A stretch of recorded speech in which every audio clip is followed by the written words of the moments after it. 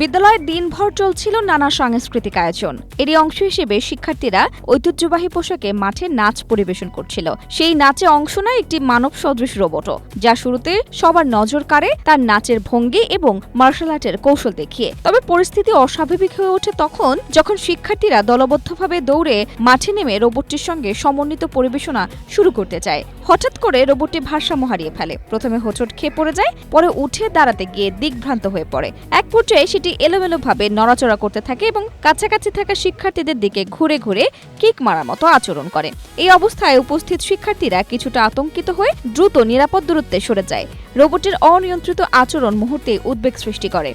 Strawberry super dotted ও classic variant sensation জাগুক শিহরণ। এক পর্যায়ে রোবটটির দায়িত্বে থাকা একজন দ্রুত মাঠে এসে সেটিকে নিয়ন্ত্রণে নেন। গেল 29 এপ্রিল চীনের উত্তর পশ্চিমাঞ্চলের শিনজিয়াং উইঘুর স্বায়ত্তশাসিত অঞ্চলের একটি স্কুলে এই ঘটনা ঘটে। স্থানীয়দের ধারণা, হঠাৎ করে অনেক মানুষের উপস্থিতিতে রোবটটির সেন্সর বিভ্রান্ত হয়ে পড়েছিল, ফলে সে স্বাভাবিকভাবে কাজ করতে পারেনি।